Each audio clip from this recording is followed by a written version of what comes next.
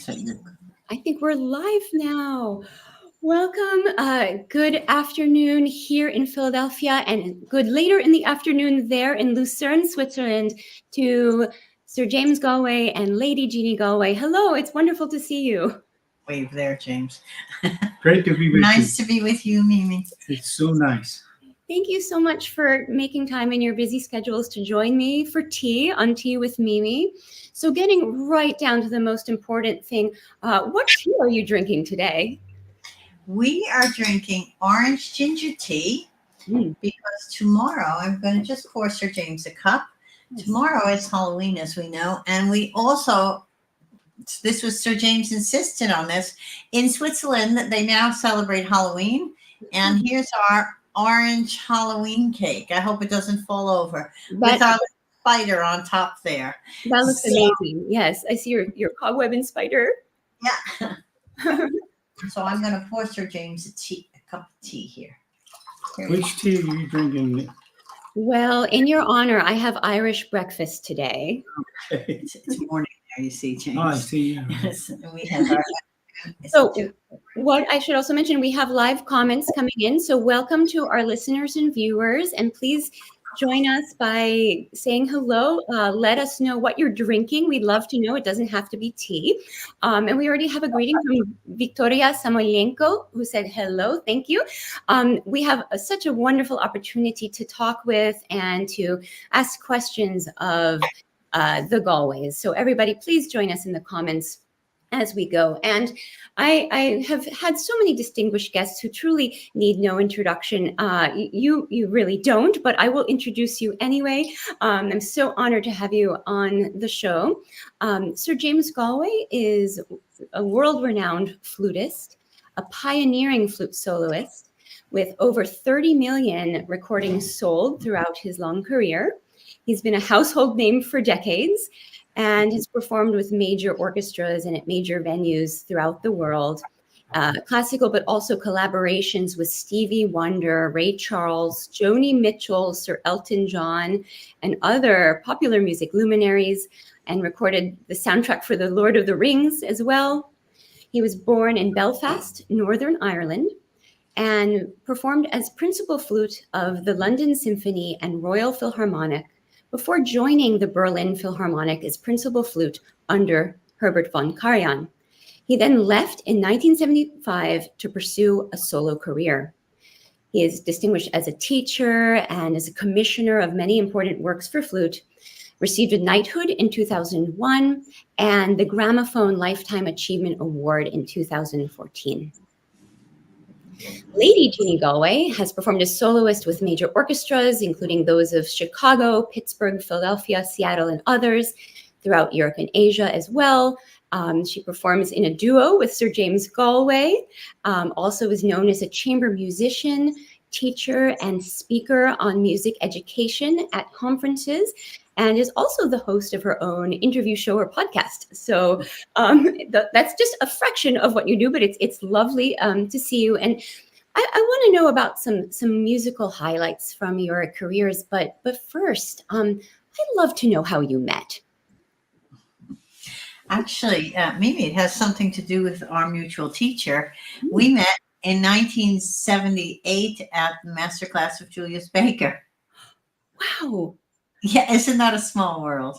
I'll do it in a nutshell because it is a long story. We met, he had his master classes there, and I was there with my girlfriends, and we knew that Sir James was coming on a Thursday. We all knew who James Galway was. We listened to his records, the Berlin Philharmonic, and we couldn't believe he was coming because at that point he had just made his American debut, right, at the Hollywood Bowl. Yeah. He did a few concerts, and he was coming to New York to play at the Mosley Mozart. So we were excited. It was Thursday, and we couldn't wait. And in walked James Galway, Philip Moll. Same day Hubert Laws was there. So it was quite a day. And James Galway came in and opened his case and started passing gold flutes around. No one had gold flutes at the time. Julie was playing a silver flute at the time. Well, Jean-Pierre did, yes, but Jean-Pierre wasn't there. No. I mean, it wasn't like today where you see them all the time. And he picked up the flute and played.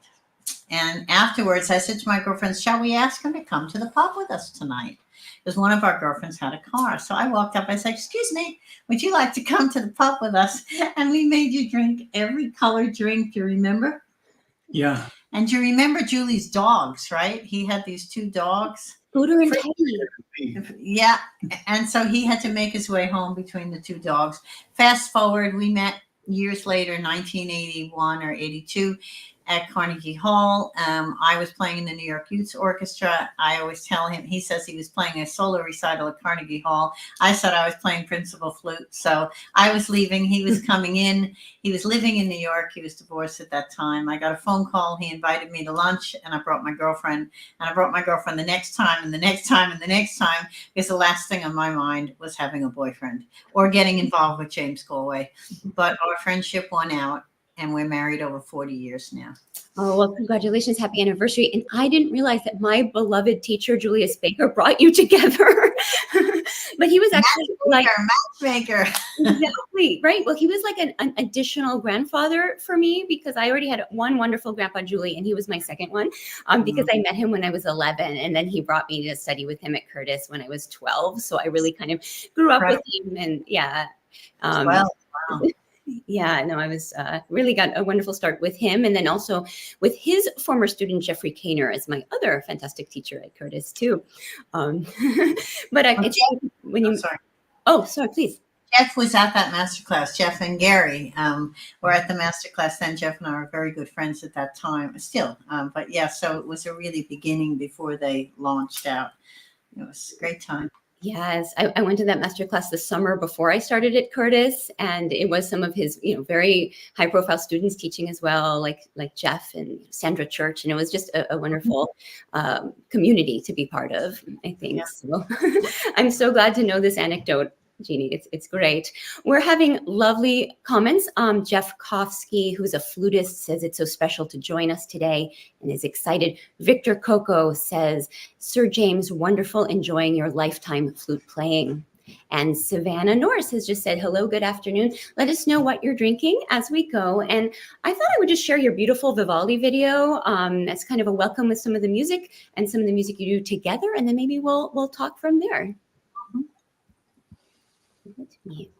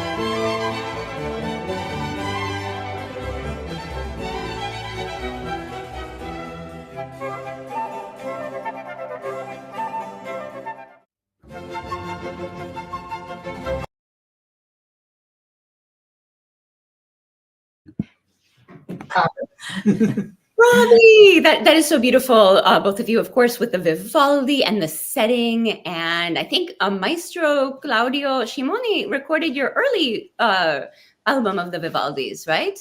Or Yes. the concertos. I remember growing up with that one too. That is so beautiful. So I'd love to know some highlights of your career. I mean, Sir James, if you would share that, that would be great. And also, I hear from both of you about your career together, really exploring the repertoire for two flutes. So however you would like to take that in a direction. You wrote some things down, right, James? Yeah, I Because did. there are so many. Oh, I'm sure. I bet it's a very tough question, but kind of like most memorable projects out of the many exciting projects that you've done. We played a concert in Vienna, Mhm. and it was absolutely packed to the ceiling. The Music Verein, where they Yeah. have the New Year's concert with the London Mozart players. My husband used to be the principal guest conductor of the London Mozart players. Right. Yeah, so we performed in the Music Verein. Remember, we got a standing Yeah. ovation. The standing ovation for Cimarosa, we had to play it again. Now that's really something on a Cimarosa concerto. That's But you got amazing ones, haven't you? Yeah, and then of course Buckingham Palace, Many times. yeah. Carnegie Hall, where I played all 7 Bachs and others one after the other, all repeats. Albert Hall. Oh, I played a cacciatura in Albert Hall, and it was sort of a funny thing because I was supposed to play a concert, a flute concerto written by Richard Rodney Bennett. Mm-hmm. Rodney Bennett was not up to it and didn't get finished. So I happened to be studying the cacciatura, so I played it in Albert Hall. I think that happened with a couple of concertos. They never finished them, so something else went on. Yeah, there Wasn't was there also another- Williamson? Yeah, Malcolm Williamson didn't finish. I don't know if you've ever had that experience, Mimi, but that so the concert's scheduled 2 years ahead, and the BBC would commission these concerti, and the proms or BBC proms. It's all booked, and the concerto's not finished, so you have to come up with something else real quick. yeah, he did. And then there was the Berlin Phil, of course. That blew me away. Absolutely. I mean, you have so much experience. I mean, playing with Karajan in the Berlin Philharmonic, and I think I saw an interview where you talked about playing German music, and especially Wagner under him was very special. So yeah, and how was that style different from the English orchestras that you had played with up to that point? It's a much more meaty sound, and they have a repertoire which includes things like Heldenleben, you said, was very impressive Helen for Name you. was great. Symphonia Domestica, I'll never forget that.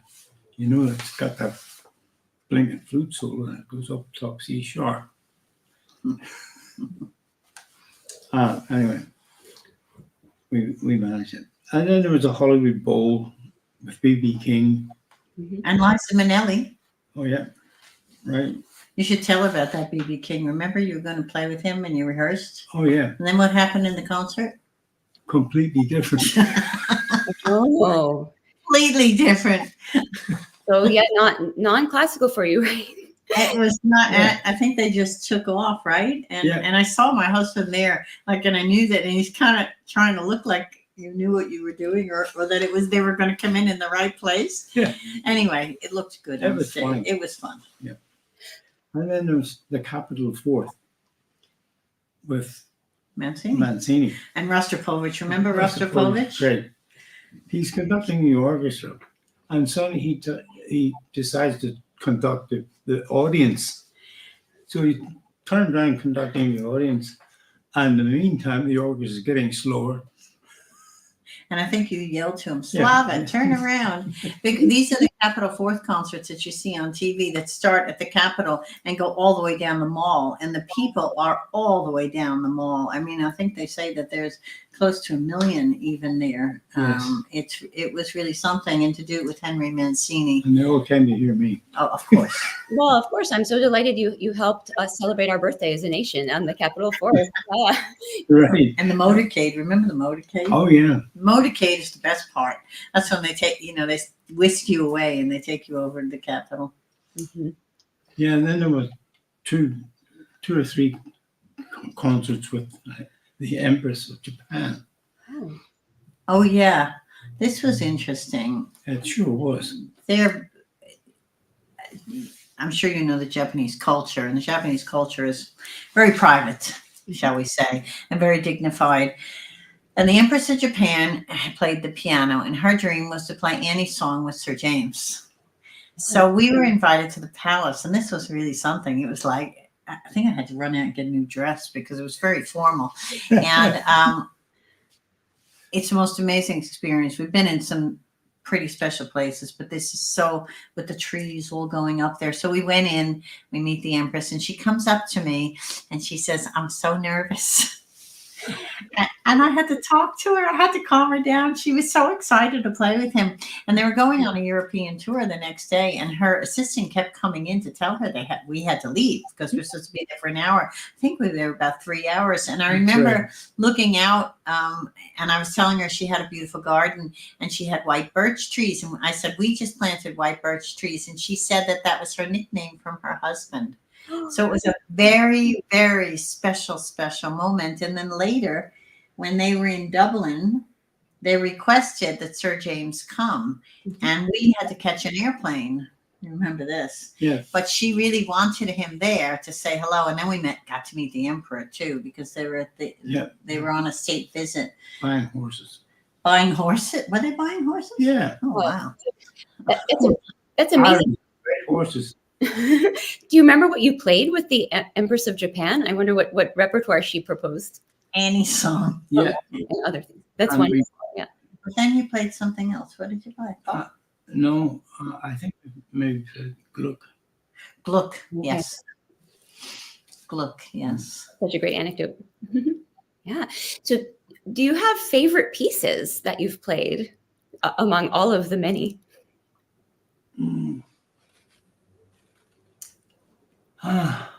That's difficult to say, because there are so many good pieces now for the flute. Yeah. What are some of your favorite concerti that you've played? Well, Cacciatura, Mm-hmm. all Vivaldi, Mercadante. You'd always play that. What? You would always play that. Yeah. Fun one. What are your favorite 2 CDs? I know what they are. That you recorded? Oh, do you mean with Pavarotti doing all Bohème? No. Oh no, that's a pretty good one. Tell about that recording. That's very special. Oh yeah. We just get a when I was in the Berlin Philharmonic, we would just get handed a piece of paper with the stuff that's coming up to play repertoire. Mm-hmm. I said, "Oh, La Bohème." I said, "Okay, I really know La Bohème." Mm-hmm. Because in the opera house hundreds of times, not hundreds, but you know what I mean. And we were all sitting, waiting around, and Karen came in. The orchestra tuned up, waited a little bit longer, and Pavarotti walked in, and he started singing. I'd never heard anything like that. He was very young then at the time. Yes.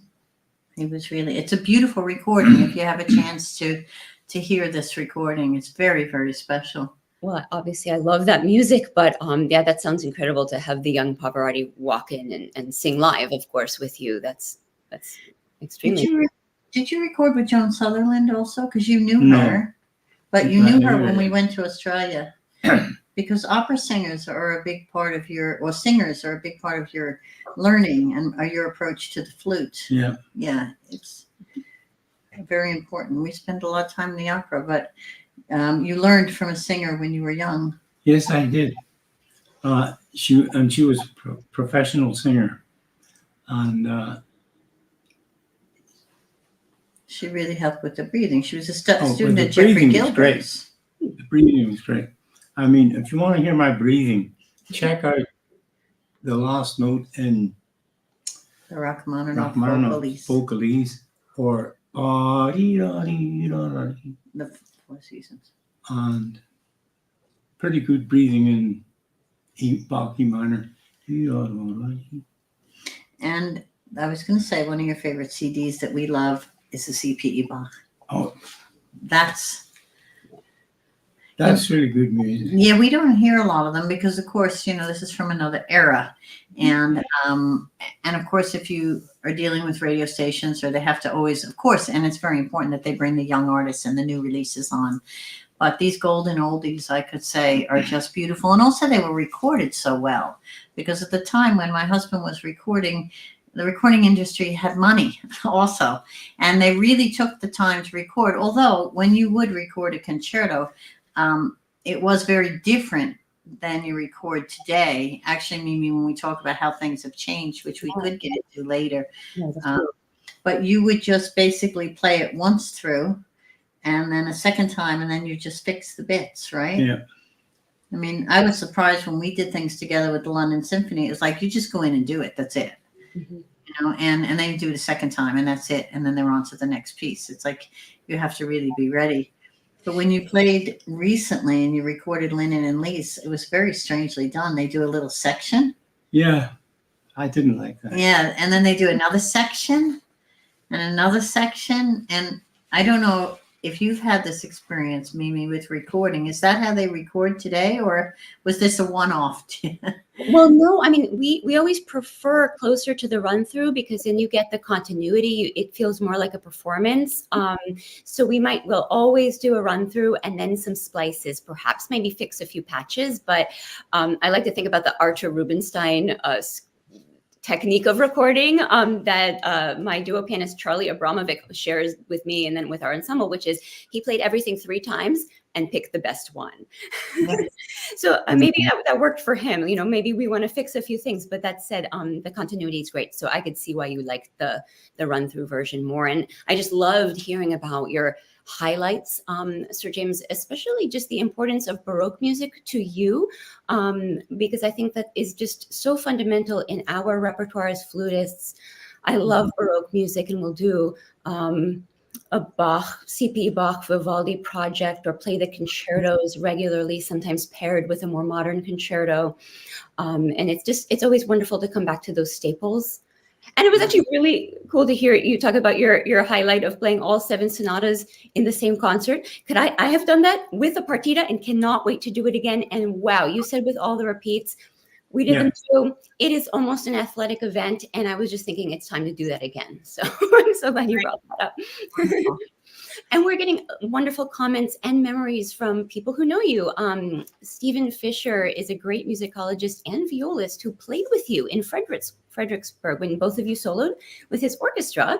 And Lee Koss is here, a flutist and friend. And she says hello to us all and is a fan of all of us. Thank you, Lee.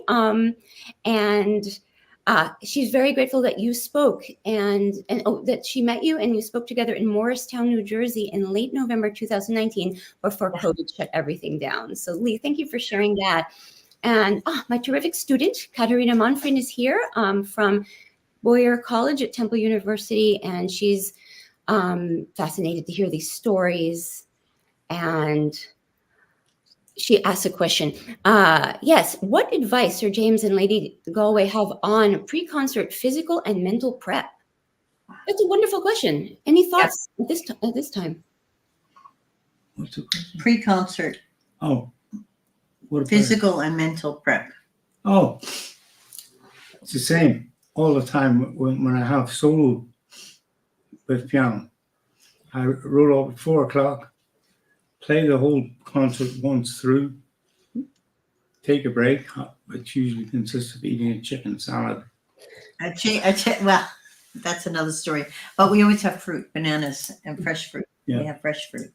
And then we play the concert. Yeah, you have a sleep. But before then, you have already rehearsed 2 days with your pianist, who would have been your regular pianist. We're big rehearsal people, as you know.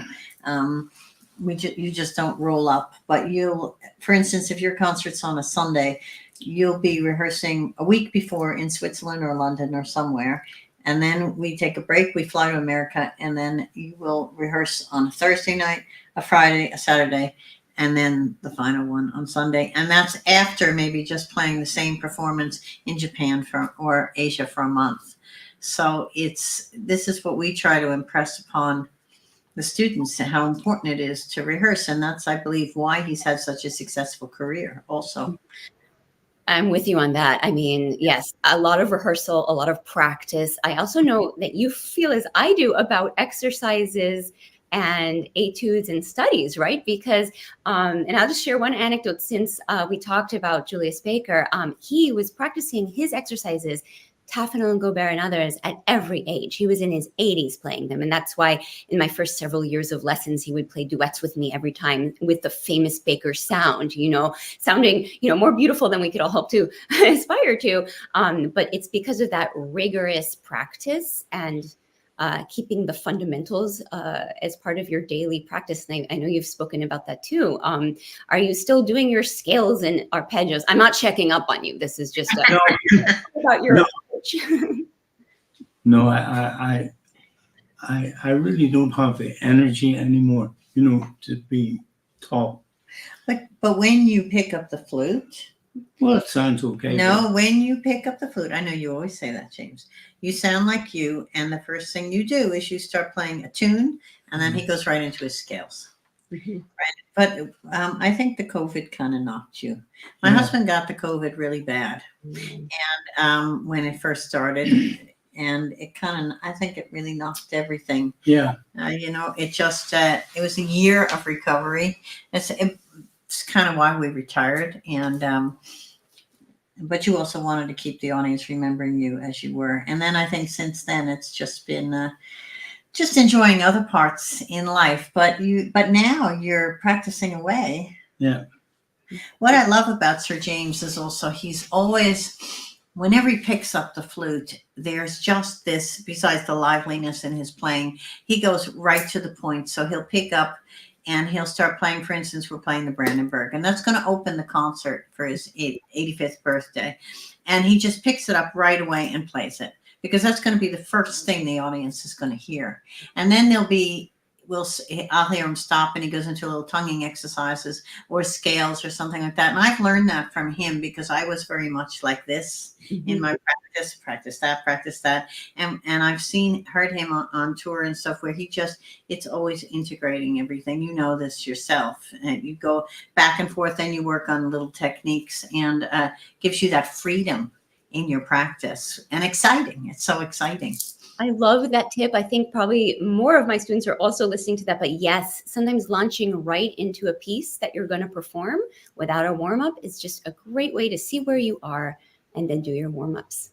Right. I think for the younger player, of course, you're talking about Sir James at the age of 85, and it's a little different than someone who is building their foundation. It's because he has this foundation that he can still pick it up, and he has never had injuries in his hands or his arms or anything. Because what do you mean? I've broken arms. Well, no, I'm talking about playing. I know you broke arms and broke legs. We all know that. You're the bionic man or something. But as far as problems, because you pick it up, and as some of your students say, Sir James has perfect position even in his sleep, because he learned correctly, and he, like you said, these foundations. And it is so important as a younger player to just really have, as you always say, the method. Right? Yes.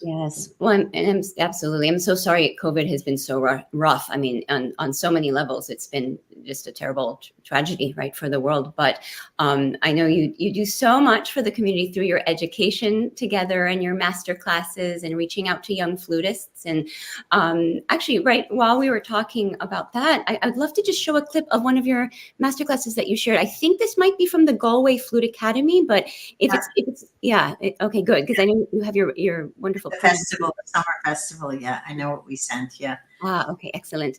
Nice. Wait till you see this. Yeah, and as it's loading, thank you, everybody. My friend Arnon Levski in Israel has commented, unbelievable, amazing, and so excited. Thank you for being here. He is a flutist as well. Yeah, so this is going to be one of your master classes in Switzerland coming right up.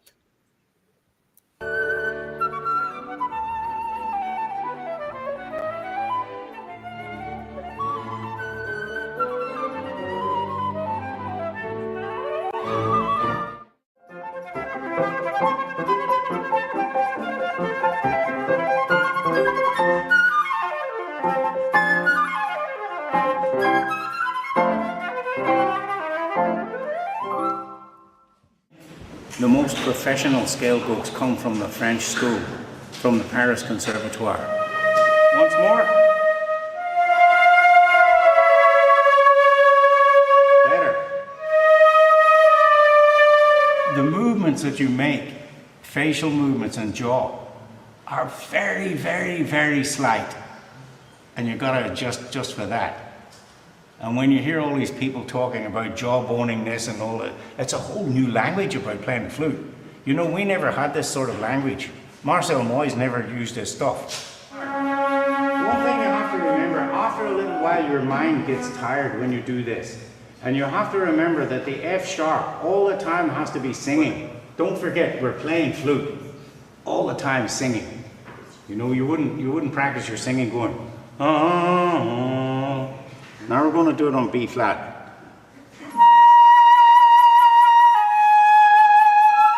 more time. Now, are you all using the correct fingering? The correct fingering for top B is with the pinky off.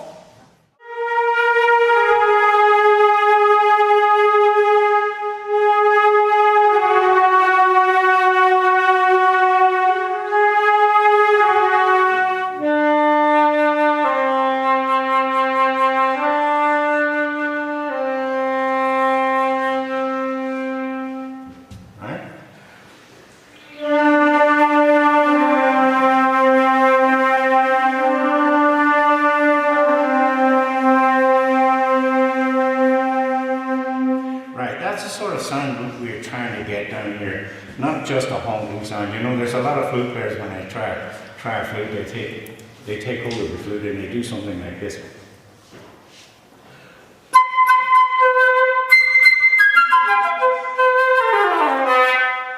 Oh, it's good flute, that, isn't it? I mean, there's a lot of information right there.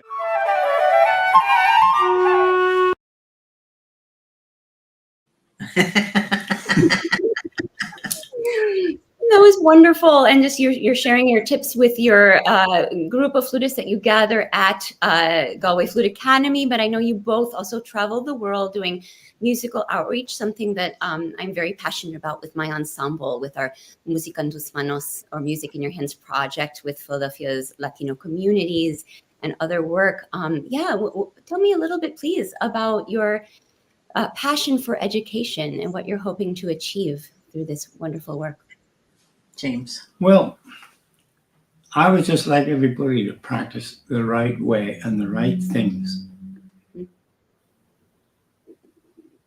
Because, you know, when I talk about scales, for example, when I was a kid, I learned with my Uncle Joe, who lived around the corner, and I learned to play scale D, G, and then it came to A. I couldn't do it because I couldn't play G sharp. My brain just didn't go work on G sharp. So anyway, I left my Uncle Joe, went to study with Muriel Dawn, my first professional teacher. And she gave me the Marcel Moyes scales. But I was 12 at the time. And I thought, man, these scales are really difficult. And then I got a scholarship to the Royal College of Music, and I thought, okay, no more scales. I've arrived. Wrong. Much more scales. And then I got a scholarship to the Paris Conservatoire, and I got in a French class.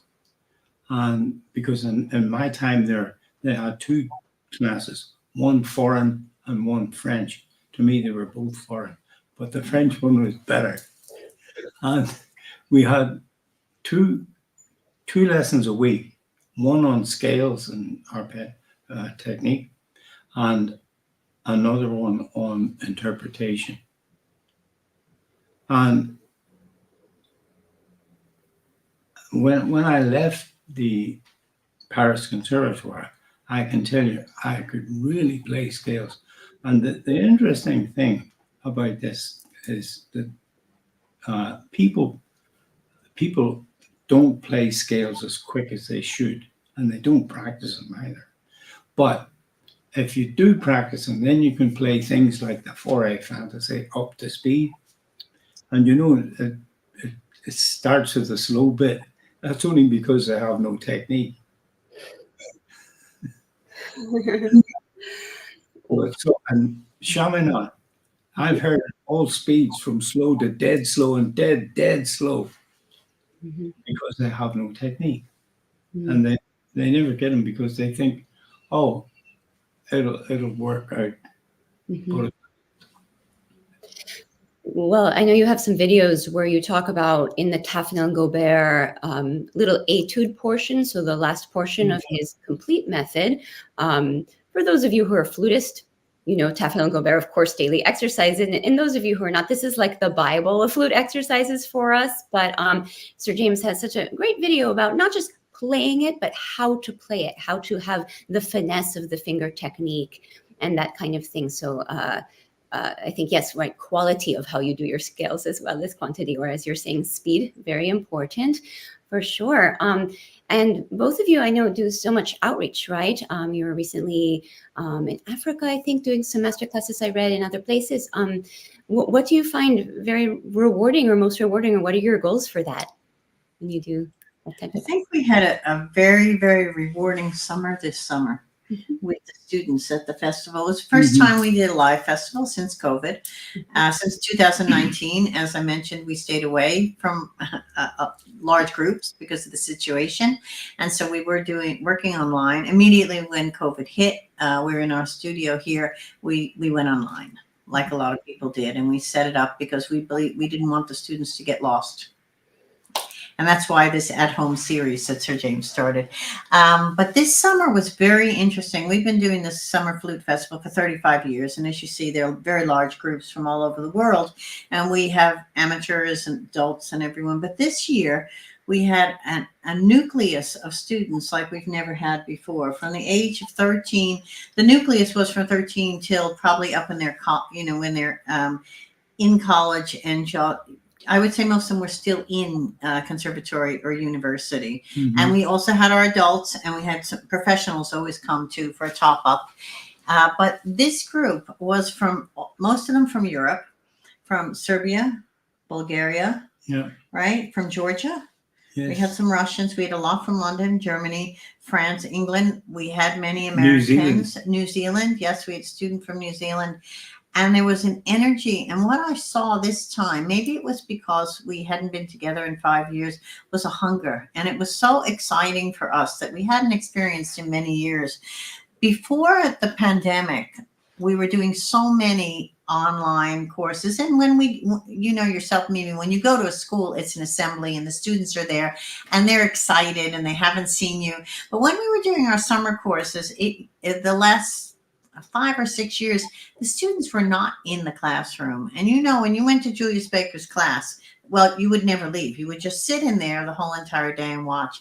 And I used to go into the cafe and have to I used to say to the students, excuse me, Sir James is teaching. And they would be in the cafe, or they'd want to go see a mountain, or they'd be practicing in their room. And this was getting a little bit, you know, as musicians, we can't stay in our box. Absolutely. That's why you do what you do and we do what we do. And so this year it was so rewarding to see these students just in every course at everything. Flute choir was at 8 a.m. and we did not have an online site for the kids to stay. And because we had such a large enrollment, we had to start very early in the morning. And I said to my team, you can't ask the kids to be there at 7:45. But Stephen Clark, who teaches in a school, says, oh, they're going to get there. And they were there at 7:30. I walked in at 8. They were playing. There was a hunger. We had a lot of students from Turkey, remember? Yeah. Also.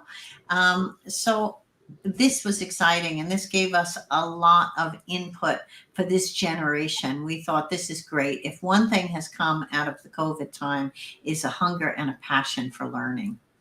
That's so wonderful that you were able to still reach people online and now back together through the in-person as well as online work that you do. That's very inspiring. And actually, this Tea with Mimi started during COVID as well as a sort of way to stay connected through people when we could not perform in the hall, but could use technology to bring us together. So absolutely. One thing that I've been thinking about a lot, because I love premiering new pieces, is just the wealth of new repertoire that you premiered, Sir James. Lowell Lieberman Concerto and other works which have entered the standard repertoire, and concertos by William Bolcom, Lauren Mazel, John Corleano. In fact, I first heard you play live with the Pied Piper Fantasy Baritone with the Boston Symphony Orchestra. I'm from Boston. My parents took me and my brother to the concert where you were soloing, and I was a tiny flutist. I think I was 7 or 8 years old at the point. And actually, my brother, Alex, who's older, was already a clarinetist and Mahler buff. So it was the perfect program. You were followed by Mahler 1, actually. We met then and then for the first time. So that was great. But thinking of your many premieres, do any stand out for you, or what generally do you think as our repertoire stays living and breathing thanks to new works? I would just love to hear your thoughts on your premiering history. Well, I'd have to really think about that. Mm-hmm. I think before you commissioned a piece, you really thought about it. You just didn't go and commission something. And you really listened to their music, right? That's yes. Mm-hmm.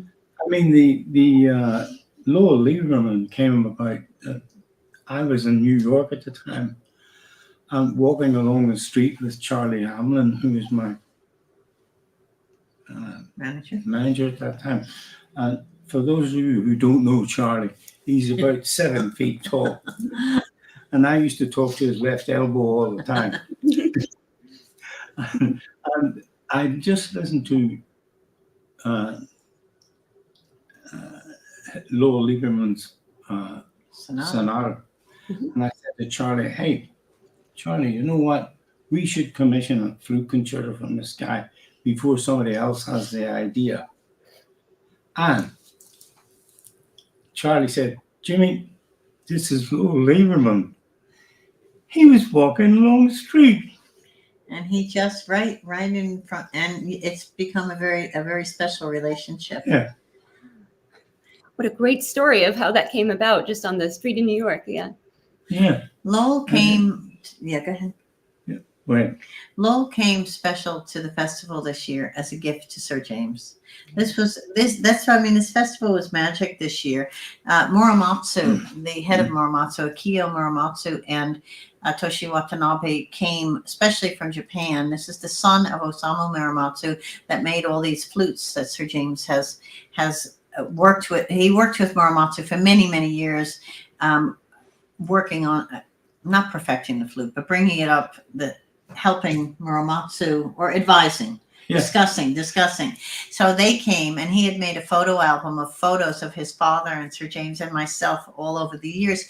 But then I said we needed a pianist. I just mentioned to Lowell, and Lowell said, William can come and play. And he's a great New York pianist, which was great because we had a lot of difficult pieces, and all of a sudden students play a second piece that's not written down there. The pianist needs to jump. And then Lowell says, and I will come as a gift to Sir James, because I believe that my career is because of Sir James. And he will always say, no, no, no. But Lowell believes this. And so we had the last session on stage. We had 2 students play. We had them play the sonata and the concerto with Sir James and Lowell sitting there coaching them with the music on the screen. And they're going to continue to do this. Actually, I spoke to the Library of Congress about this also, to go around and do these kinds of talks, and perhaps with other composers, because the composer, as you know, has a different, what's written down on the paper and how the flutist plays it. And it was just great advice, wasn't it? Yeah. That's amazing. It's great you were able to bring Lowell Lieberman in to work with your students. I mean, how lucky for them, not just you, but also him. And yeah, the way that those pieces have entered the repertoire and contributed to it. But yeah, we just gave our 71st premiere now that we're in our 20th season as Dolce Ensemble. So it's been such an honor working with great composers and contributing to their repertoire that way. And and Mimi, may I ask you, because this is good for the audience to know too, because that's fascinating for me, 71 premieres, and I know that you have your chamber group. So how do you choose a composer to write something for you? Do you meet them, you hear them, yeah? Yes, exactly. Kind of, it's often a composer's music, yes, or the voice that will speak to me, and then we always match that person to a certain type of project. For example, our Mahler 100 Schoenberg 60 project, celebrating anniversaries of those 2 composers, was really exciting and just very stimulating, because we had composers including Shulamit Ran, Stephen Stuckey, Stephen Mackey, and then emerging composers, David Sirkin Ludwig, Fong Man, Stratis Minakakis, so composers at different stages of their careers that we matched up with texts that were important to Mahler, whether it was other Des Knaben Wunderhorn poems or Rückert-Lieder, but other poems, and really great works came about just by sort of tailoring each work to the composer's voice and special interests, and really coming out of a dialogue with them. But for example, it sometimes grows out of a long friendship, like with composer Zhou Tian, fellow Curtis Institute of Music graduate, and just extraordinary musical mind, Grammy-nominated composer, and he wrote this really phenomenal flute concerto for me recently that was commissioned by a consortium of 7 American orchestras, and it grew out of maybe 10 years of collaborations and friendship. Wow, fantastic. Mhm. I think most of yours have also been friendships, right? Yeah. Bill Bolcom, you went to school with him in Paris. Yeah. So that was a long relationship. Yeah, it was. Lucas Foss, no, you actually didn't commission anything. Oh, no, I didn't. He just asked you to play the Renaissance concerto, but yeah, they didn't want you to. But John Coriano, that was interesting how that came about. Yeah. Right? You flew to Israel to speak with Bernstein about writing a concerto. Yes. And he said, I've just finished writing a flute concerto for that kid. And he Halil. good morning. Yes. Shot. Halil, yeah. For the flutist who was killed in the 1973 war in Israel. Yes. Yeah. That's a beautiful piece. I love performing that. Yes, beautiful piece. So, John said, Leonard. Leonard I said, mean, yeah. Bernstein. Instead of you think Too it's many slack Leonards. in, yeah, right. So Bernstein, he said, why don't you ask John Coriano? I never heard of John. So I got acquainted with his music, called him up, and he said no. Yeah. Wow. But then he called me up about 6 months later at my home in Switzerland, and he said, Jimmy, I've got a really good idea for a flute concerto. And there he is. Pied Piper. Oh yeah, we're looking at the poster right here. Mimi, I was surprised you didn't play, that you weren't one of the children in the Pied Piper at that time. That's right. Maybe I had just started. I'm not sure, but yeah, that is terrific. Well, especially because Sir James is kind of a piper, right, on his whistle, and famous for playing Danny Boy as well, right? We've got it here actually. Oh, wow. Yeah, this is his gold whistle. We're wondering where the others are. I think they're packed away somewhere. Oh. Yeah, he always carries his whistle. Wow.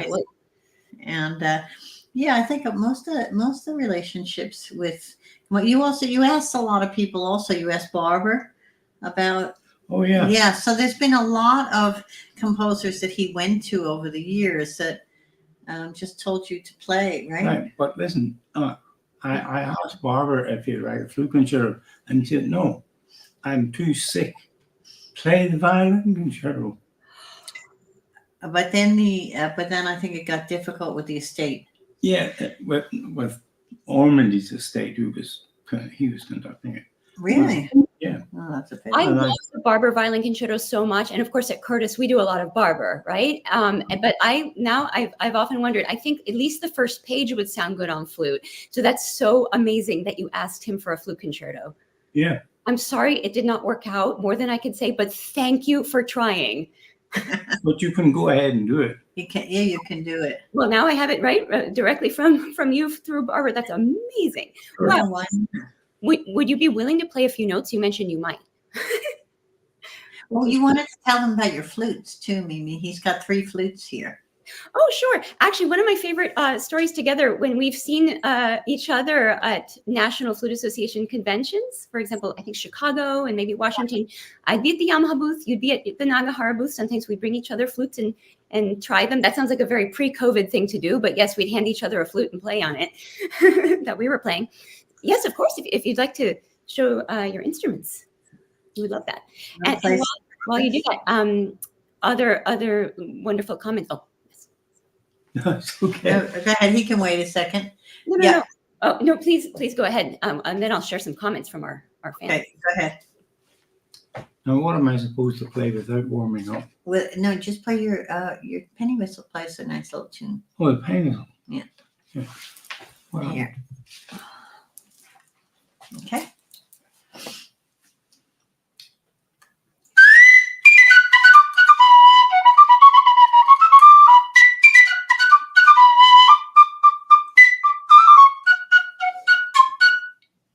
that one's hard.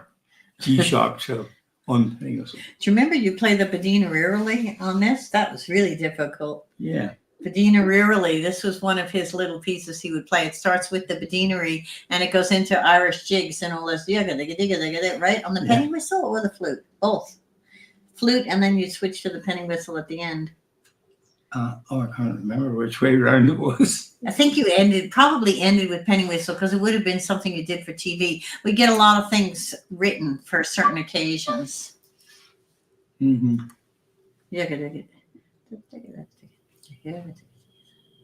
Play something Irish for us, James. Even though Halloween is tomorrow, it's not St. Patrick's Day.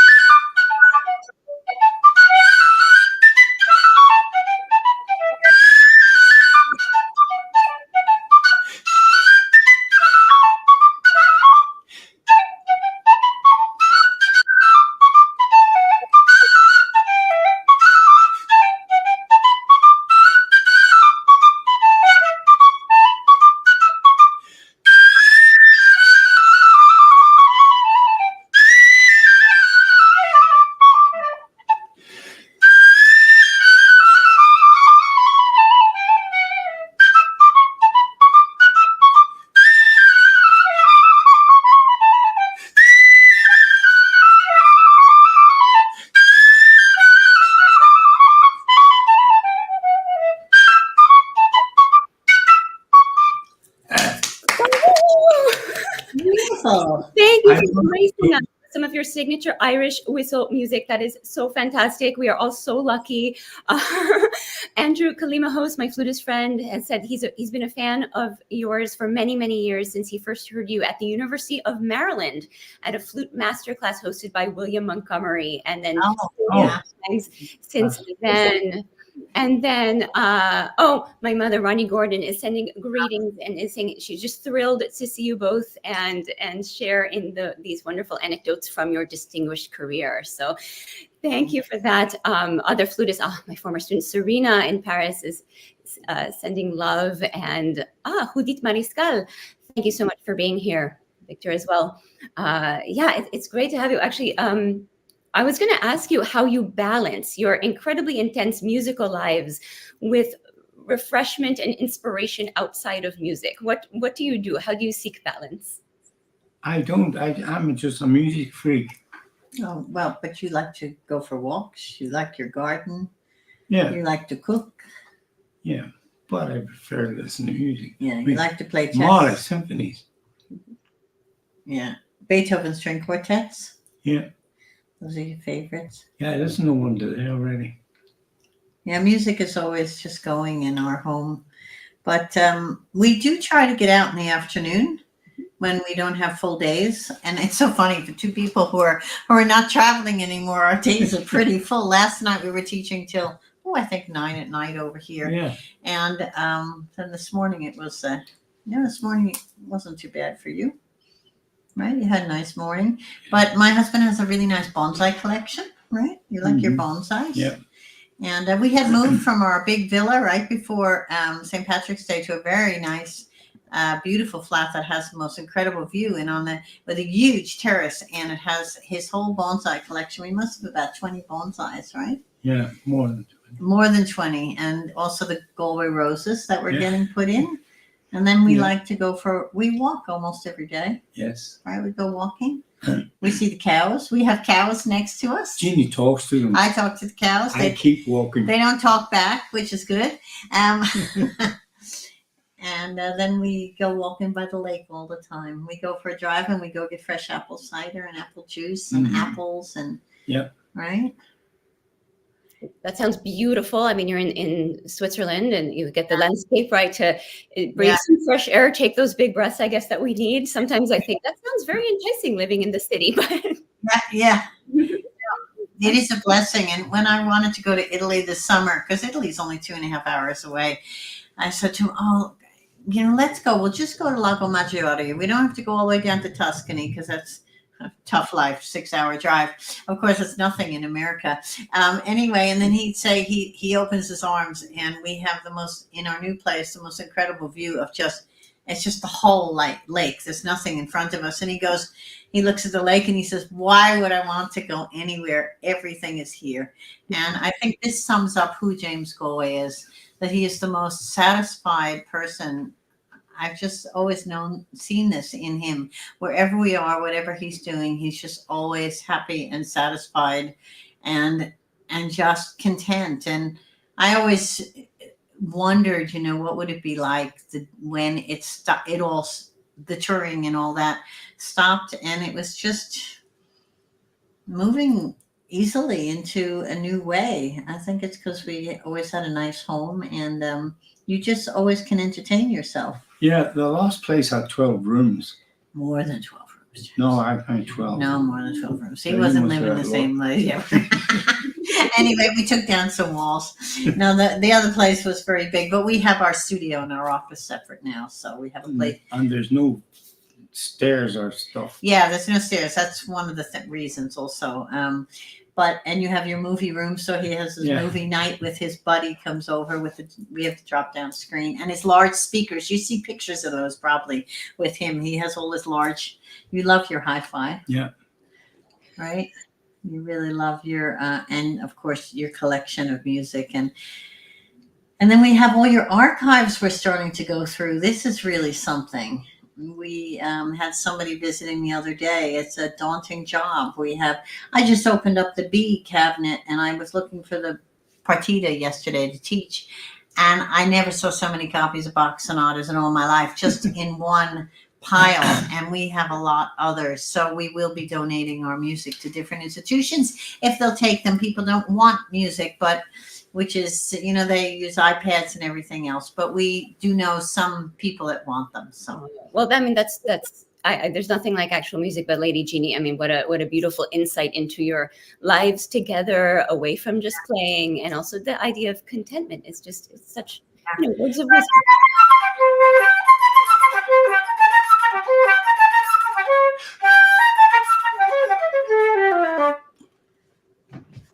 I always start that in the middle, and everybody gets so impressed. But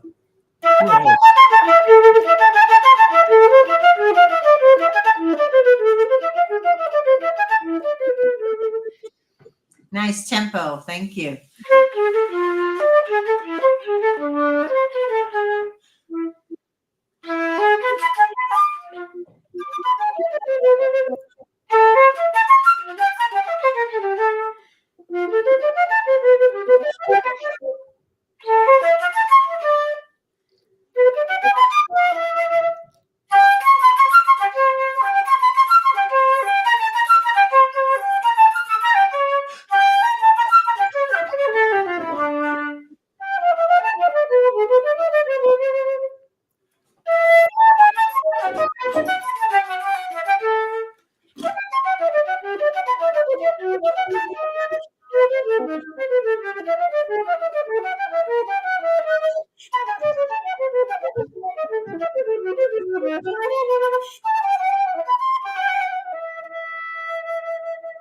Bravo. Bravo. Oh, that was fun. That was fun. You made my week. I mean, my year. That was so beautiful. Thank you so much for the unexpected duet on Bach Partita.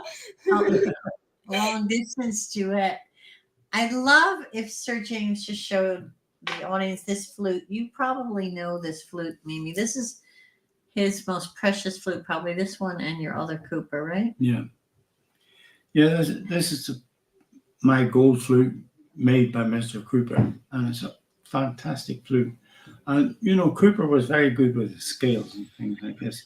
And I often wonder when people are talking, I say, oh, that flute, the C is too high. I said, well, what about using your embouchure?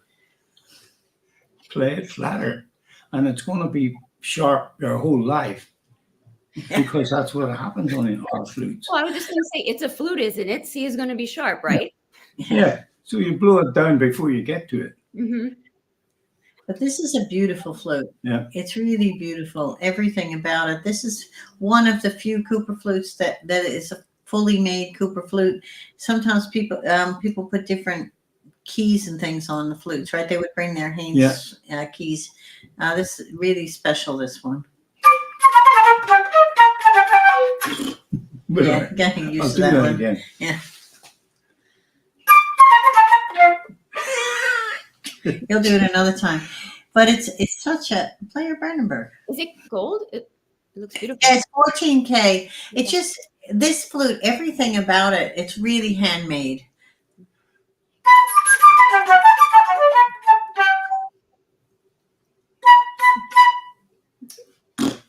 I think my own was Well, on holiday. well, we haven't yet. We haven't had a day. Everything about this flute is so special. It's can you just tell him how he made the gold keys? Oh yeah. This is really interesting. But before I do that, Yeah. I would like to mention this is the flute that Muramatsu copied. Oh, wow. Okay. That looks A new Not era. this- A new not era this of particular flute. But this is back in the 80s. I see. what were we going to do? You're gonna tell him about how, because this Oh, is yeah. impressive. You did a BBC program on that once. Yeah. Cooper, he didn't have a workshop per se. He had you know when you open up the Farmers Weekly and there's a little advertisement that you can get a wooden Shed. for your tools. He had that for it, and he didn't have electricity in it. And he had a lathe which he worked with his foot, and it was a Singer sewing machine. I don't know whether you're familiar with Singer sewing machines. I am, yes. They were. We have Very good Swiss product. people in the garment industry in my family. My ancestors, absolutely. Yeah. Yes. That's well. Thank you so much for sharing of your flute, of your memories, of your recordings with us. It's been so wonderful hearing from you. We have. Before you go, I gotta tell you this. Cooper, in order to make the keys, he had a tin can with a cast of the flute key, and he would melt this gold and then pour it in, and then he would take a potato cut in two and slam it on the top, and the steam from a potato Wow. Down to that's a handmade flute. That is amazing. I had never heard anything Yeah. with potato and flute making. and he also he eat the potato after. Well, I guess Because- it's steamed potato, baked potato. That is so. So you knew him and worked with him on your instruments, or Yeah. pretty? Yeah. Yeah. Very well. Oh yeah. Yeah, that's why this flute is so very special. But he also I know we have to end this because Mimi has a lot to do. Yeah. We actually have a question from a flutist if you have another moment too, but we have various lovely comments, and this show does stay up as a video. So for anyone who joined late, welcome, or if you missed it, you can watch it later on YouTube and Facebook. So it's available. Flutist Prema Kesselman thanks us for a wonderful conversation with incredible artists. Thank you, Prema. And then flutist Leo has asked any tips, if you'd be so kind, for lips that get dry or thinner, especially with aging. He writes about, so any tips for lip care relating to flute playing? It's over here. If you're not a flutist, everyone who's listening, welcome to our lives. These are the things we think about, of course, right? We keep these everywhere we go. Ooh, In pockets, in flute bags. Keep your lips lubricated, right, James? Oh, he's pulling one out of his pocket. Oh. Oh no, that's a wire. You never know what you find in those pockets. Here Yeah, it is. there it is. Okay, so you Like this one, yeah, this is a good one. Good Sir. American product. lip balm. It's from the Chop Chop Saver. Saver. Top You saver. guys- Chop Saver. They advertise, I believe, in the NFA and or they used to, because you were an advert for them. Yeah. So that's why we had boxes, but they're very good. But any the lip, he's always using this, and sometimes even not in the middle of concerts, but sometimes in the middle of concerts also he would do it, because as you get older, yes, the lips dry, but you know yourself, maybe if you're playing in certain areas, the lips are very dry. Yes, absolutely.